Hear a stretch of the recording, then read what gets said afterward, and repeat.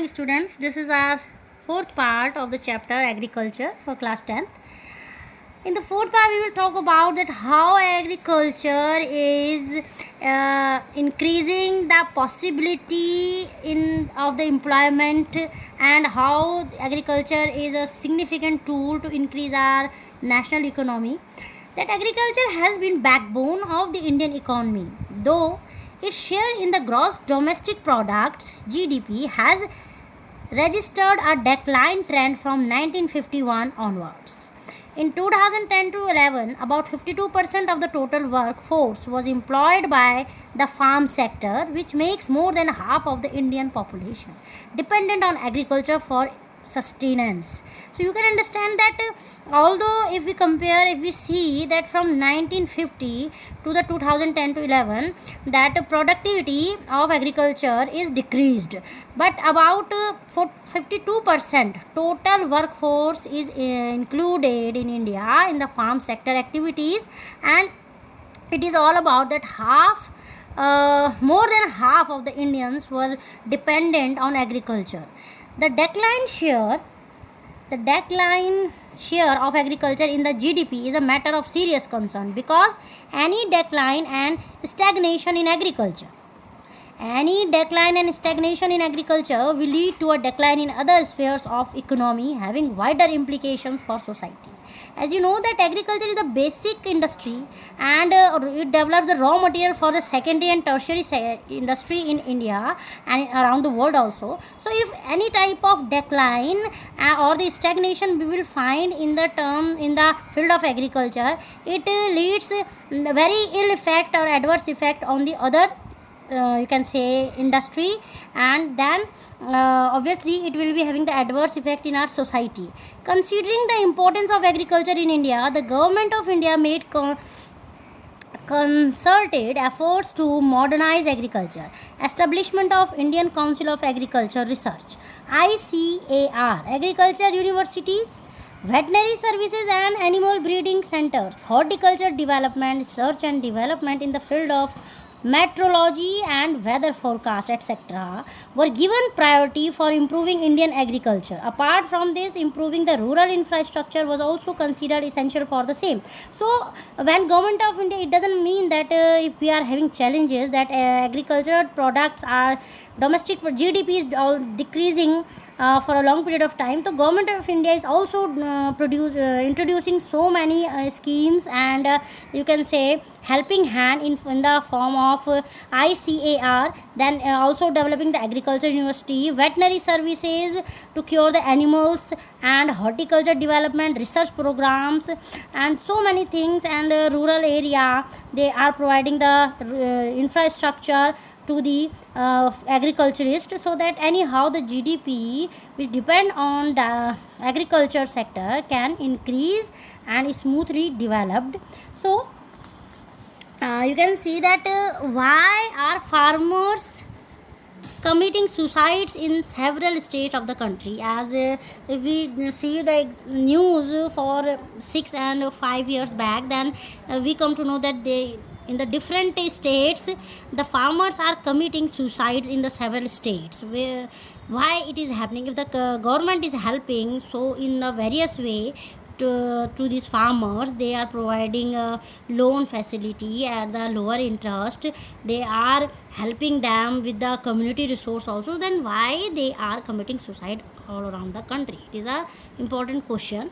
So we will talk it later, but first we are talking of food security. What is all about food security? You know that food is a basic need, and every citizen of the country should have access to food which provides minimum nutrition level. If any segment of our population does not have this access, that segment suffer from lack of food security.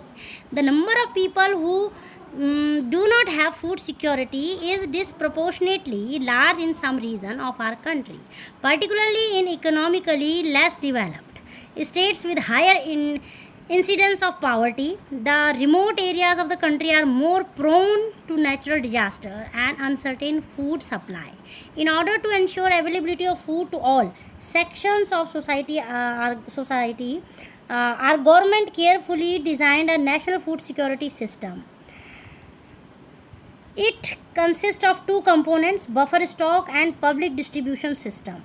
That food security means that every single citizen of country should be having their reach for their 3 times nutritional food.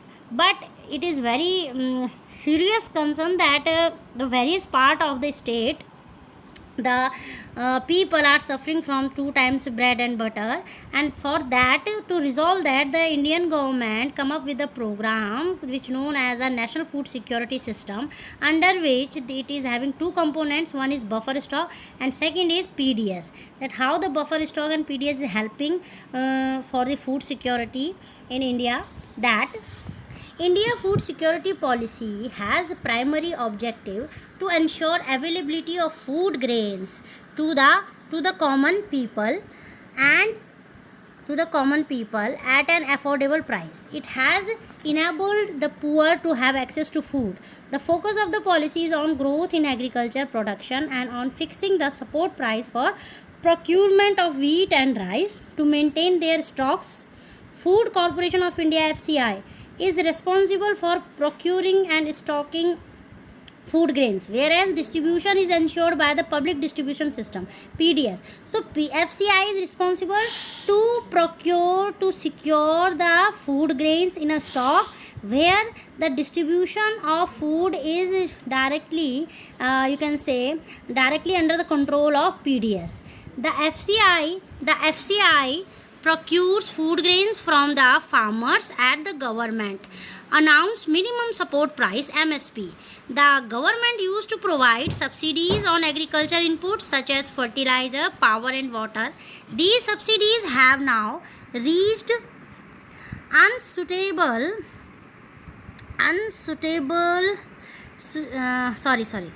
that these subsidies have now reached unsustainable levels and have also led to large scale inefficiencies in the use of these scarce inputs. Excessive and imprudent use of fertilizer and water has led to waterlogging, salinity and depletion of essential micronutrients in the soil. The high MSP subsidies in input and committed FCI purchases have distorted the cropping pattern. Wheat and paddy crops are being grown more for the MSP they get. Punjab and Haryana are foremost example. This has also created a serious imbalance in intercrop parities. So that just because of the demand of certain food products as wheat and paddy, that is especially Punjab and Haryana are producing these paddy crops because they are in demand, and that's why there is a imbalance has developed, intercrop parities has developed in the cropping pattern. Now you already know that the consumers are divided in two categories: below poverty line BPL and above poverty line APL, with the issue price being different for each category. However, this categorization is not perfect. A number of deserving poor have been excluded from the BPL category.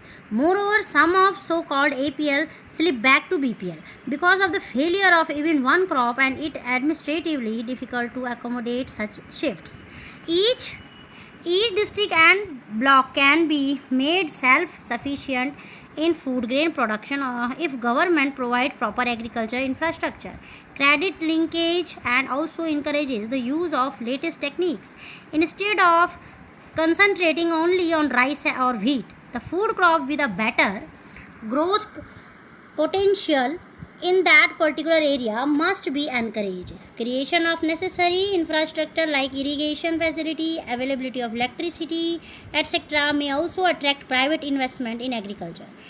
The focus of increasing food grain production, which should be on a sustainable basis, and also free trade in grains, will create massive employment and reduce poverty in rural areas. There has been a gradual shift from cultivation of food crop to cultivation of fruits, vegetable, oil seeds and industrial crop.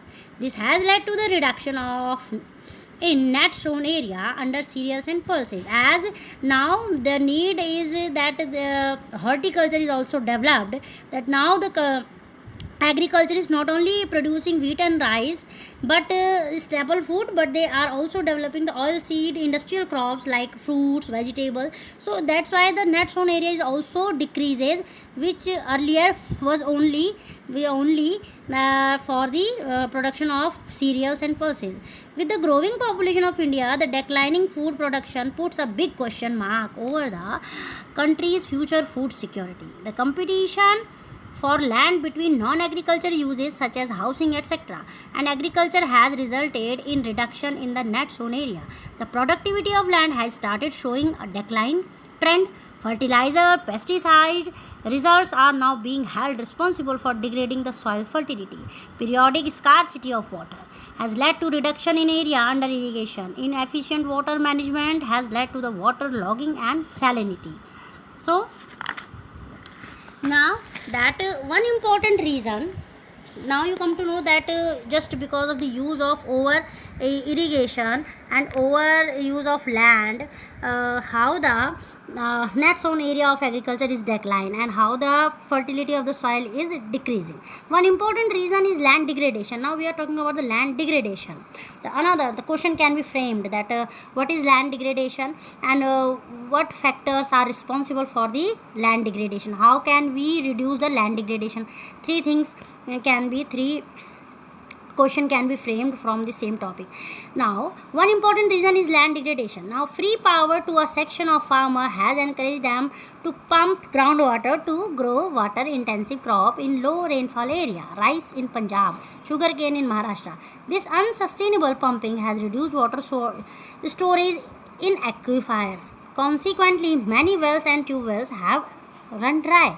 This has pushed the marginal and small farmer out of cultivation.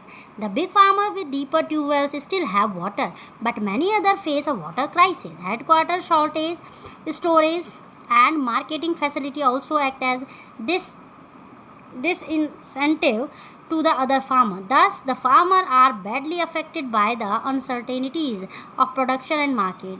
They suffer from a double disadvantage as they pay high prices for inputs such as HYV seeds, fertilizers, etc., but lack the bargaining power to fix prices in their favor. All the production reaches the market now, and simultaneously the higher the supply, the lower is the demand. This causes distress sale also. Therefore, there can be no food security without the security of the small farmers.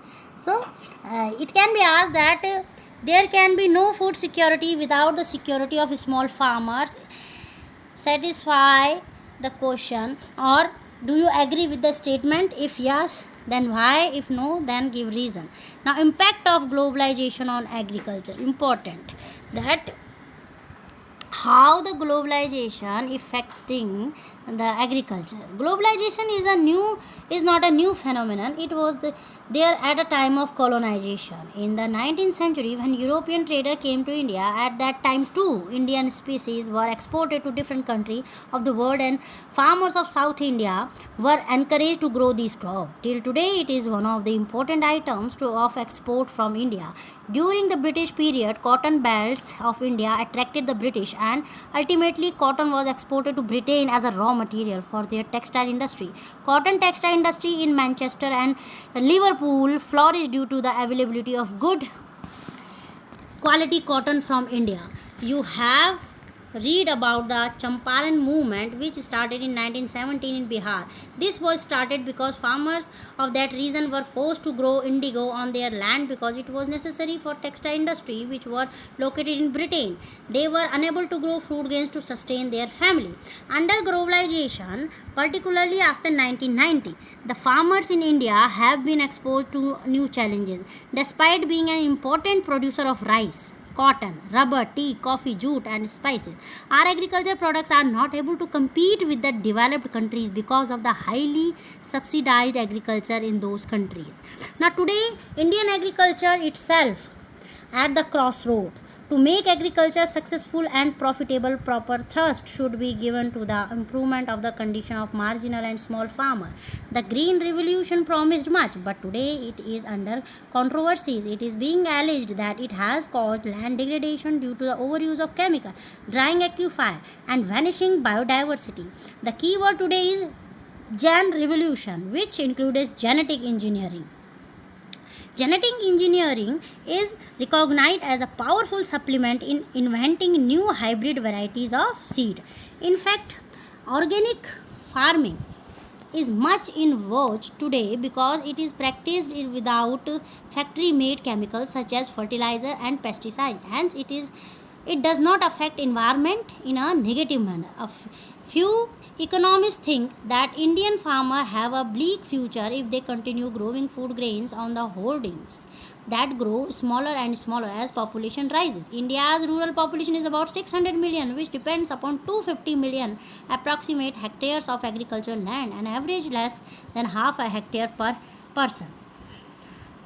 Indian farmers should diversify their cropping pattern from cereals to high value crops. This will increase income and reduce environmental degradation simultaneously because fruits, medicinal herbs, flowers, vegetables, biodiesel crops like jatropha and jojoba needs much less irrigation than rice or sugarcane. India's diverse climate can be harnessed to grow a wide range of high value crops. So it is all about in this chapter. Now the chapter is about to complete it. The agriculture chapter completed. We have discussed in this chapter that how agriculture is contributing in Indian economy, what is food security. Then we have talked about the buffer stock and FCI, PDS, and then impact of globalization on agriculture, how we can stop the land degradation with the use of organic farming and horticulture. What is genetic engineering? We have discussed that if it will be used, then it will be a powerful supplement inventing new hybrid variety of seeds. It also stop the land degradation. It is all about. Now the question of NCERT, as a short answer we have done all short answer, and now we will do the remaining NCERT in homework. Till then, take care and God bless you.